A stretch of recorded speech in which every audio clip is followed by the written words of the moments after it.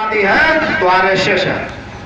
मैं ये बात कह रहा हूं और ये बात रिकॉर्डिंग भी हो रहा है। अगर जो किसी ब्राह्मण की औकात है तो मेरे ऊपर एफआईआर करा के दिखाए, मैं उसके मुंह पे साबुत मारूंगा। जितना आतंकवादी पैदा होते, अभी आप राम मंदिर के उद्घाटन से पहले सुने होंगे कि कुछ ब्राह्मणों ने मुसलमानों का आईडी बनाया और योगी आदित्यनाथ और मंदिर को उड़ाने का धमकी दिया। ये कोई मुसलमान था? कौन था? ब्राह्मण ना, ब्राह्मण। तो जितना इतिहास आप पढ़ लीजिए, ये सारी के सारी ब्राह्मणों ने इस देश का सत्यानाश किया। आप रात को सोते समय चिंतन और मनन कीजिएगा कि हमारे पुरखों के साथ किसने भेदभाव किया, चरपाई पे किसने नहीं बैठने दिया आपके पुरखों को, ब्राह्मणों की मुसलमान। तो आपको उत्तर यही मिलेगा कि ब्राह्मणों ने चरपाई पर हमें पुरखों को बैठने नहीं दिया। हमारे पुरखों को इन लोगों ने शुद्ध भोजन करने नहीं दिया। मनुस्मृति में लिख कर इन्होंने रखा, कानून बना के इन लोगों ने रखा। क्या रखा? कि स्त्री शूद्र ना घेता, स्त्री और शूद्र को शिक्षा नहीं देना चाहिए। इन लोगों ने मनुस्मृति में लिखा कि शूद्र को झूठा भोजन देना चाहिए, बासी भोजन देना चाहिए, शूद्र को धन रखने का अधिकार नहीं होना चाहिए, शूद्र पढ़ा लिखा होना नहीं चाहिए, शूद्र कहीं अगर जो मंत्र का उच्चारण करते पाया जाए तो उसके कान में शीशा पिघला के डाल देना चाहिए। ये तमाम ऐसे कुरीतियां ब्राह्मणों ने पैदा किया और उस कुरीतियों को पालन करने के लिए हमारे लोग तैयार भी हैं, सहयोग कर रहे हैं। तो आपको तय करना होगा कि आपके पक्ष की बात नहीं, बात तो बड़े मीठे मीठे लोग करते हैं। बात क्या करते हैं? 9 अगस्त 2018 को क्या हुआ जानते हैं?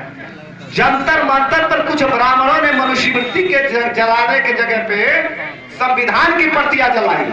और संविधान की प्रतियां जलाई तो जानते हैं उन लोगों ने नारा क्या लगा? अभी यूट्यूब पे पड़ा होगा, सुन लीजिएगा। उन लोगों ने कहा मनुस्मृति जिंदाबाद, संविधान मुर्दाबाद। अगर जो संविधान जिंदाबाद है तभी हम लोग जिंदाबाद हैं। अगर जो मनुस्मृति का राज आ जाए तो क्या हम लोग चारपाई पर बैठ पाएंगे? कुर्सी पर बैठ पाएंगे? क्या हम लोग पढ़ पाएंगे? क्या हम डॉक्टर, वकील, इंजीनियर बन पाएंगे? आज अगर जो हमारा लड़का डॉक्टर बन के आता है तो ब्राह्मणों की मजबूरी है कि वो जाकर कहते हैं डॉक्टर साहब नमस्कार। और 1947 से पहले क्या होता था? अगर जो छत्री राजा बन जाता था और भिखारी ब्राह्मण जाता था उसके घर तो सबसे पहले उस सिंहासन को छोड़ के आता था और सो के प्रणाम करता था और कहता था महाराज प्रणाम कर रहे हैं। आज की स्थिति क्या है? संविधान हमारे पक्ष में है। संविधान का हमको इजाजत देता है कि आप डॉक्टर, वकील, इंजीनियर बन सकते हैं। अब अगर जो आपका लड़का डीएम बन जाए तो क्या पंडित जी जाएंगे तो डीएम साहब कुर्सी छोड़ देंगे क्या? और डीएम साहब नमस्कार करेंगे या पंडित जी? पंडित जी करेंगे ना कि डीएम साहब नमस्कार। तो ब्राह्मणों को कष्ट हो रहा है कि जिनके पुरखे हमारे पुरखों के सामने झुक जाते थे, आज उनके बच्चे हमारे सामने कुर्सी पर बैठ रहे हैं। इसीलिए साथियों उनको दर्द हो रहा है और संविधान मिटाने की बात कर रहे हैं। अब संविधान मिटना चाहिए या नहीं मिटना चाहिए आपके ऊपर है। बाबा साहब डॉक्टर अम्बेडकर ने आपको संविधान दिया, आपको रक्षा किया। अब संविधान की जिम्मेदारी आपकी है कि मिटाना चाहते हैं कि उसको रखना चाहते हैं। संविधान बचा रहा तो आपके बच्चे राजा और महाराजा बनेंगे।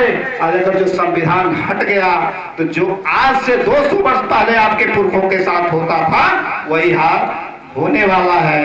और ये लोग मांग कर रहे हैं, ये मांग कर रहे हैं। इसीलिए वाम से जो है पूरे देश में आजादी के आंदोलन चला रहा है कि ये यूरेशियन ब्राह्मण विदेशी जो है इस देश के रहने वाले नहीं है। इस देश में जब CNRC MPR के मामला चल रहा था, अमित शाह कह रहा था, ठोक ठोक के मेज पर कहता था कि 1 इंच पीछे हटने वाले हम नहीं हैं।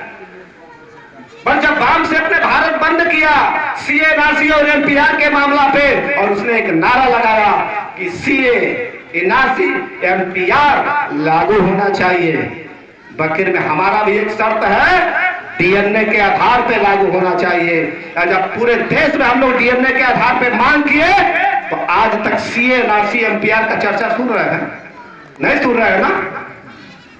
तो डीएनए के आधार पर ब्राह्मण विदेशी है और विदेशी बनाम देशी की ये लड़ाई है।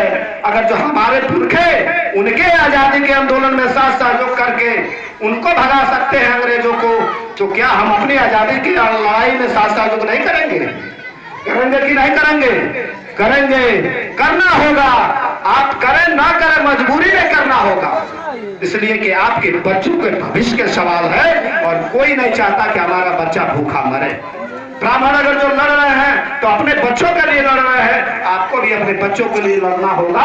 इसी के साथ मैं अपनी बात समाप्त करना रहा हूं और एक बात लास्ट में मैं कहना चाहता हूं कि जीवन में 3 काम